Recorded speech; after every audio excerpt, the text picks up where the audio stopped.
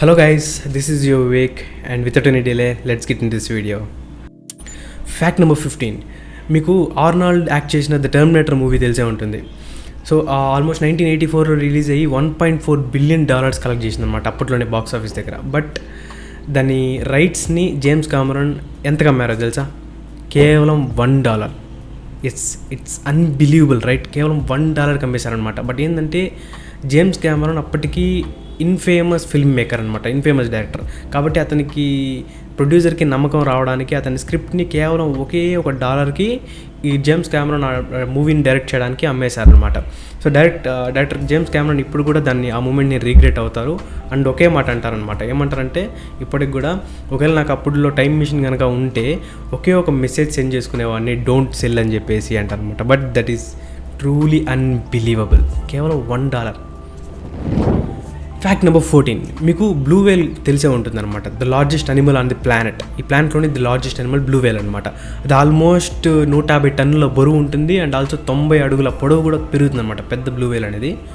And అంత పెద్ద అనిమల్కి heart కూడా అంతే పెద్దగా ఉంటుంది.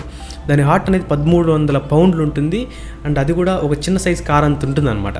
సో దాని గుండె చప్పుడు ఉంటుంది కదా, దాని హార్ట్ బీట్ అనేది 2 మైల్స్ వరకు వినిపిస్తుందంట. అంటే ఒకవేళ మీరు సముద్రంలో ఉండి మీ దగ్గరలో ఎక్కడన్నా బ్లూ వేల్ ఉంటే కనుక దాని గుండె చప్పుడు 2 మైల్స్ వరకు వినిపిస్తుందంట. అండ్ అందులోనూ ఏంటంటే దాని గుండె చప్పుడు only 8 to 10 times per minute కొట్టుకుంటుంది. కాబట్టి కొన్ని టైమ్స్ మీరు మిస్ అవ్వచ్చు. ఇన్ కేస్ మీరు ఒకవేళ దగ్గరలో ఉంటే కనుక ఆల్మోస్ట్ 2 మైల్స్ వరకు వినిపిస్తుంది. That's huge. Fact number 13. So నెదర్లాండ్స్లో N44 మోటార్ హైవే అని చెప్పేసి ఒక హైవే ఉంటుందన్నమాట. సో దాంట్లో ట్రాఫిక్ ఎక్కువ ఉంటుంది. సో అందువల్ల ఉడతలు ఏవైతే స్క్వరెల్స్ ఉంటాయో అవి ఆ హైవేని దాటడం కష్టం అని చెప్పేసి నెదర్లాండ్స్ అఫీషియల్ వాళ్ళు ఆల్మోస్ట్ 2 సంవత్సరాలు కష్టపడి $120,000 రోడెంట్ ఓన్లీ బ్రిడ్జ్ అని చెప్పేసి ఒక బ్రిడ్జ్ కట్టారనమాట. సో 2015 నుంచి ఓన్లీ 5 ఉడతలు మాత్రమే ఆ బ్రిడ్జ్ని యూజ్ చేశాయి. అండ్ ఓన్లీ ఉడతలకు మాత్రమే bridge. Fact number 12. Mother of modern physics Marie Curie గారు ఎవరైతే ఉన్నారో ఆవిడేంటంటే తన లైఫ్ అంతా రేడియం మెటీరియల్స్ గురించి స్టడీ చేయడానికి అంకితం చేశారనమాట. పోలోనియం, రేడియం గురించి స్టడీ చేయడానికి. బట్ ఏంటంటే తను స్టడీ చేసి ఆ రేడియం మెటీరియల్స్ మీద తనకి రేడియో యాక్టివిటీ అనేది ఎక్కువ అయిపోయి బాడీలో తను హెల్త్కి ఎఫెక్ట్ అయిపోయి చనిపోయారనమాట.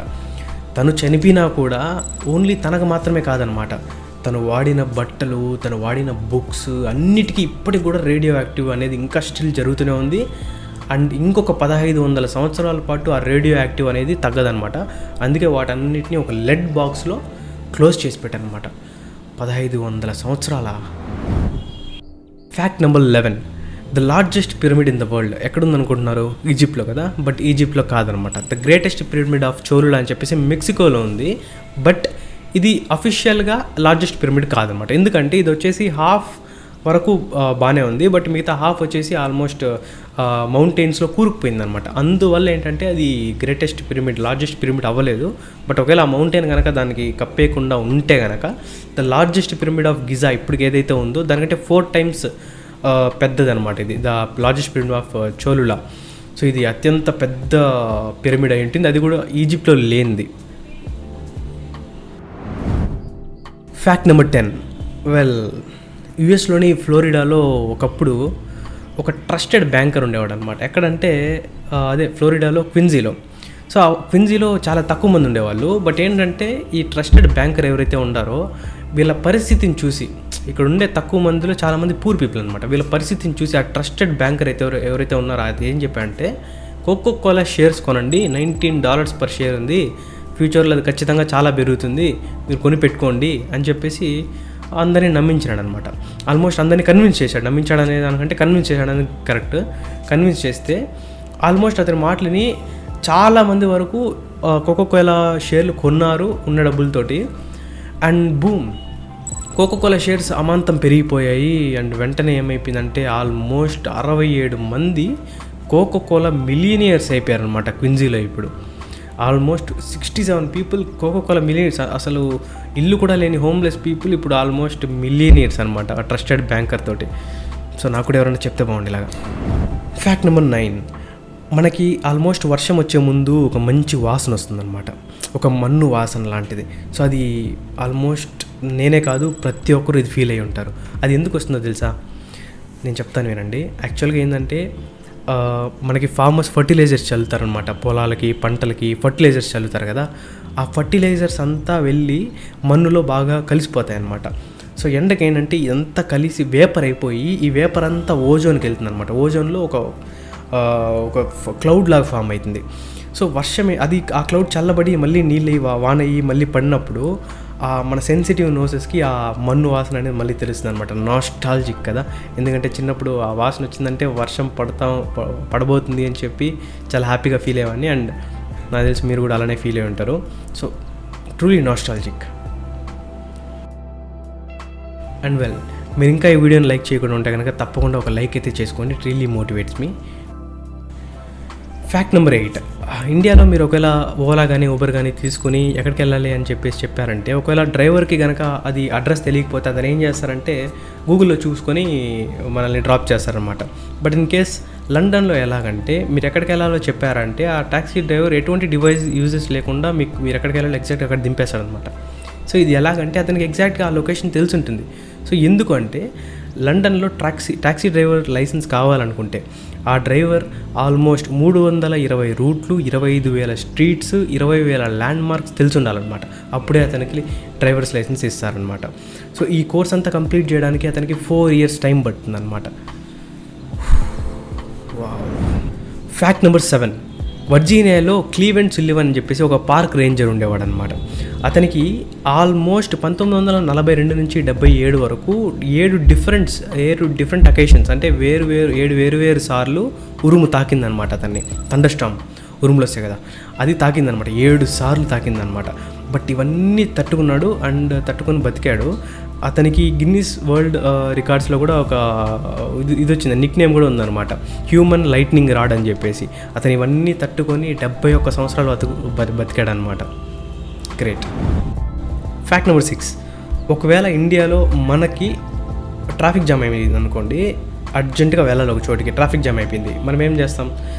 మహా అయితే బండి హైర్ చేసి బండిలో వెళ్తాం, లేకపోతే మహా అయితే వెయిట్ చేస్తాం ఆ ట్రాఫిక్ క్లియర్ అయ్యేంత వరకు, వేరే ఆప్షన్ లేదు. బట్ రష్యాలో ఏం చేస్తారంటే అంబులెన్స్ ట్యాక్సీస్ అని చెప్పి రిచ్ పీపుల్ మాత్రమే అనమాట, ఇది కూడా రిచ్ పీపుల్ మాత్రం అంబులెన్స్ ట్యాక్సీస్ అని చెప్పేసి వాటిని హైర్ చేస్తారనమాట. ఎక్కువ ట్రాఫిక్ జామ్ ఉన్నప్పుడు అదేం చేస్తుందంటే అంబులెన్స్ లాగే ఉంటుందన్నమాట. సో వన్స్ వాళ్ళు ఏం చేస్తారంటే సైరన్ ఆన్ చేస్తారు, సైరన్ ఆన్ చేసి ఇంక ఎలాగూ ఖచ్చితంగా దానికి సైడ్ ఇవ్వాల్సిందే, దాంట్లో వెళ్ళిపోతారనమాట ఫాస్ట్గా ట్రాఫిక్ జామ్స్ ఉన్నప్పుడు.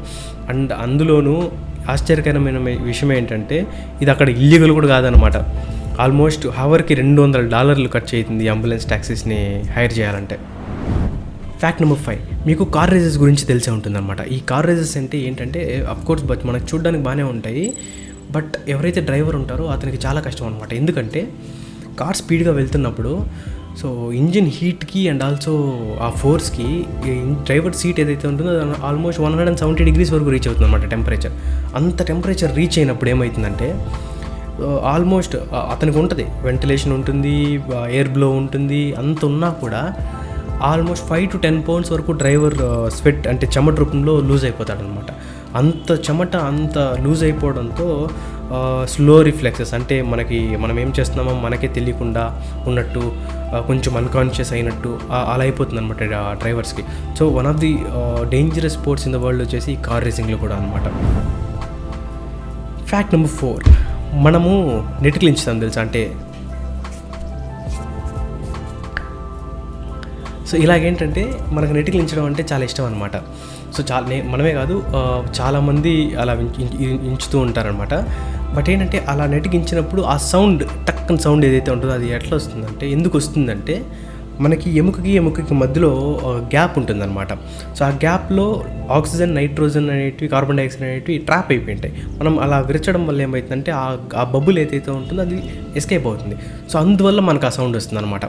బట్ ఏంటంటే సైంటిస్టులు ఇప్పటికి కూడా కనుక్కోలేకపోతున్నారు అది హార్మ్ఫుల్లా హార్మ్లెస్ అని చెప్పేసి మన ఎముకలకి.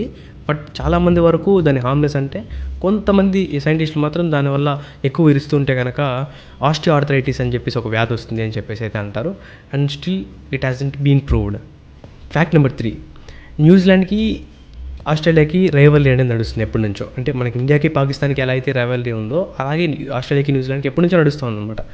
బట్ 2006లో ఒక ఆస్ట్రేలియా అతను కామెడీగా ఏం చేశారంటే న్యూజిలాండ్ని అమ్మేస్తున్నానని చెప్పేసి ఒక సోషల్ ప్లాట్ఫామ్ ఈబే ఏదైతే ఉంటుందో దాంట్లో పోస్ట్ చేశాడనమాట.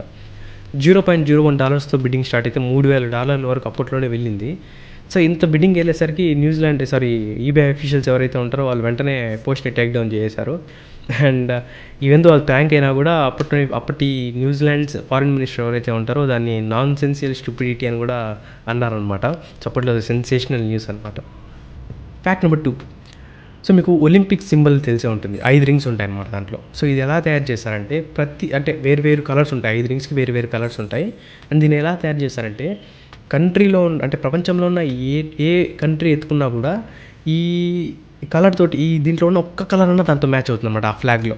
సో అలా తయారు చేశారు. ఎలా అంటే ఒక సింబాలికల్గా divided by countries but united by Olympism అని చెప్పేసి వాళ్ళ థాట్ అనమాట. జస్ట్ ఆ ఒక్క చిన్న థాట్ తోటి యూనిటీ అనే సింబాలికల్గా వాళ్ళు దాన్ని రిప్రజెంట్ చేశారు ఒలింపిక్స్లో. Very good. And finally fact number 1. మీకు అపోలో 11 గురించి తెలిసే ఉంటుంది అనమాట. నీల్ ఆర్మ్స్ట్రాంగ్ అండ్ క్రూ ఎవరైతే ఉన్నారో వాళ్ళు మూన్ మీదకి వెళ్ళారనమాట. సో అలా వెళ్ళినప్పుడు వాళ్ళకి ఏంటంటే వెళ్ళే ముందే వాళ్ళు తిరిగి రాము అనుకున్నారనమాట. అంటే వాళ్ళకి ఇంకా నమ్మకం లేదు, ఖచ్చితంగా మేము భూమి మీదకి తిరిగి వస్తామని చెప్పి నమ్మకం లేదనమాట నీల్ ఆర్మ్స్ట్రాంగ్ కానీ అండ్ కోక్ అని. సో ఏంటంటే వాళ్ళ ఫ్యామిలీస్కి ఏం చేయాలో తెలియదు కదా, అంటే వాళ్ళ ఫ్యామిలీస్కి ఏదో చేసి వెళ్ళాలి. కాబట్టి వాళ్ళు ఏం చేశారంటే ఆల్మోస్ట్ కొన్ని హండ్రెడ్స్ ఆఫ్ పేపర్స్ మీద వాళ్ళ ఆటోగ్రాఫ్ని సైన్ చేశారనమాట. ఎందుకంటే ఒకవేళ వాళ్ళు మూన్ నుంచి కనుక మన ఎర్త్కి తిరిగి రాకపోతే కనుక ఈ ఆటోగ్రాఫ్స్ని వాళ్ళు సెల్ చేసుకొని ఖచ్చితంగా ఆప్షన్లో పెట్టుకొని వాళ్ళు మనీ ఎర్న్ చేసుకోవచ్చు అనే ఒక చిన్న థాట్ తోటి. థ్యాంక్ఫుల్లీ ఇదైతే రాలేదు వాళ్ళ ఫ్యామిలీస్కి, ఎందుకంటే వాళ్ళు ల్యాండ్ అయిపోయారు, అంత మంచిగానే జరిగింది. బట్ ఏంటంటే ఇప్పటికి కూడా వాళ్ళ ఆటోగ్రాఫ్స్ ఏవైతే ఉన్నాయో అది ఇంకా ఆప్షన్లో ఉన్నాయి. అండ్ ఒక్కొక్క బిడ్ $30,000 ఉన్నాయన్నమాట. అంటే ఒక్కొక్క ఆటోగ్రాఫ్ $30,000 అనమాట ఇప్పుడు కొనుక్కోవాలనుకుంటే. And that's all for this video guys. If you like this video తప్పకుండా లైక్ చేయండి, షేర్ చేయండి, కామెంట్ చేయండి. And one thing guys, this video is exclusively made for Suman TV in the base of revenue sharing model. And మీకు ఎటువంటి content కావాలో తప్పకుండా కింద comment చేయండి. మీ లైక్ అండ్ కామెంట్ అనేది చాలా వాల్యుబుల్ అనమాట. It motivates for me to make more quality content. Well, thanks for watching this video. This is your Vivek signing off.